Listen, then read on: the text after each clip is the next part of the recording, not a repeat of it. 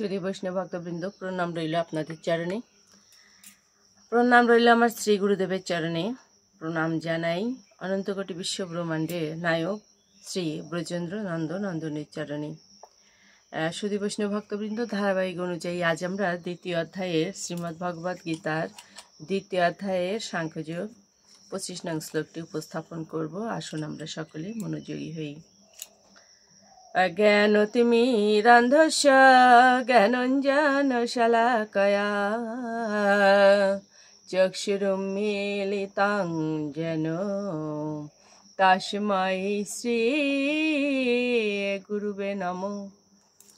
শ্রীচৈতন্য মনোভীষ্ট স্থাপিतं येन ভূতলে স্বয়ং রূপকদাময়ং দদতি পদান্তিকম।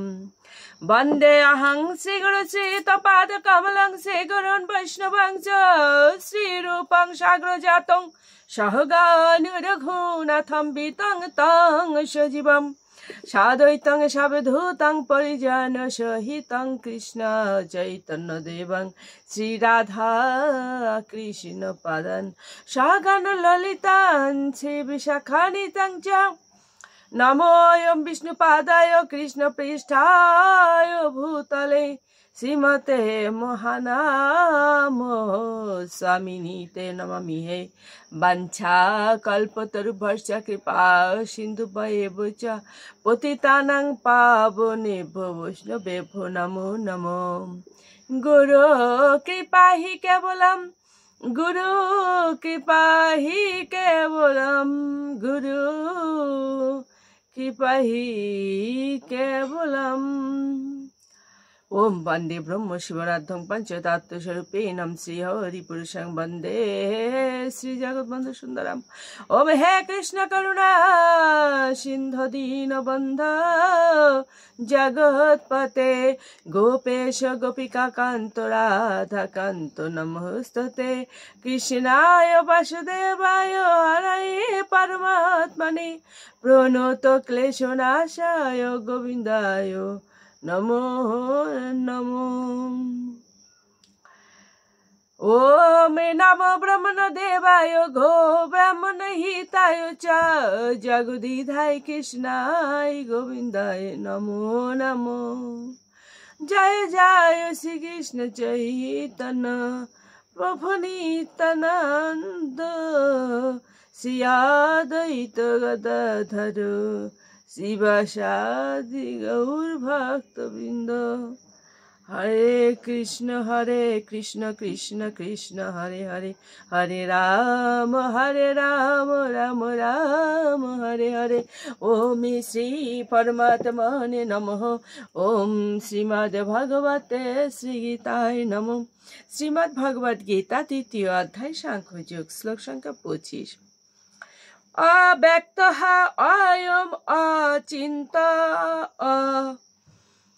অয়ম অবিকারিয়ম অয়মুচ্যতে তস্মাদেবম এনম না অনুশোচিতুম অর্হসি।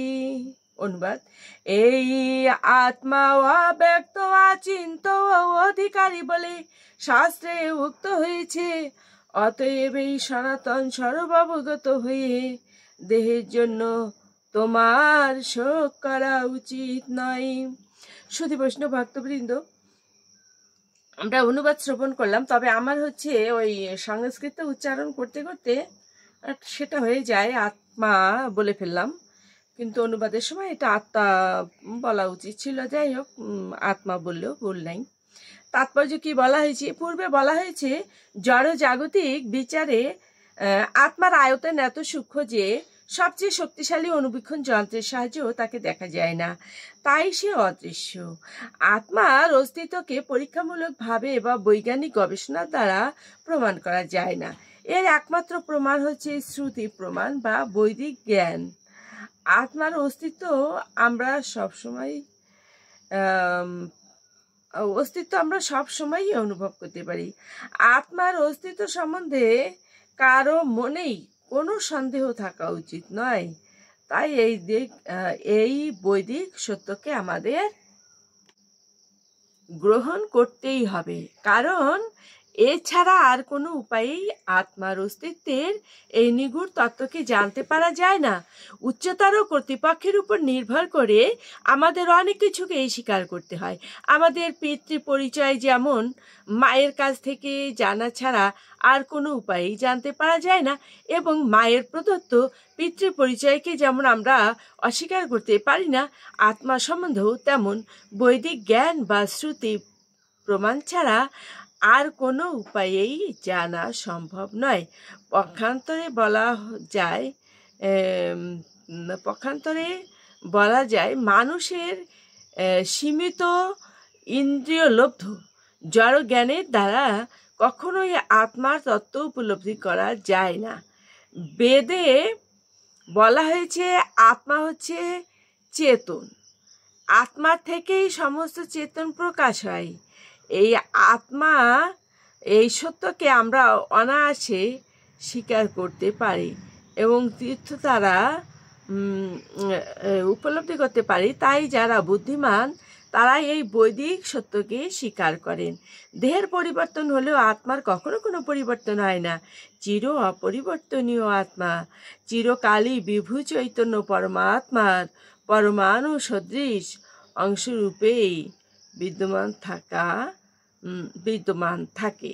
পরমাত্মা অসীম, অনন্ত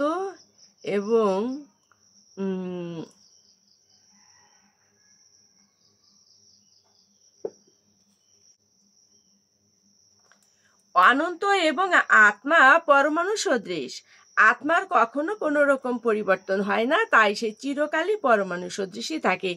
তার পক্ষে বিভু চৈতন্য বিশিষ্ট পরমাত্মা বা ভগবান হওয়া কখনোই সম্ভব নয়। বেদে নানা রকমভাবে বারবার এই কথা উল্লেখ করা হয়েছে, যাতে আমরা আত্মার অস্তিত্বকে উপলব্ধি করতে পারি। কোনো তত্ত্বকে নির্ভুলভাবে ও সম্যকরূপে বুঝতে হলে সেই জন্য তার পুনরাবৃত্তি দরকার। শুধু বৈষ্ণব ভক্তবৃন্দ, আমরা যেই জায়গাটা বুঝতে পারবো না সেই জায়গাটা পুনরায় শ্রবণ করব।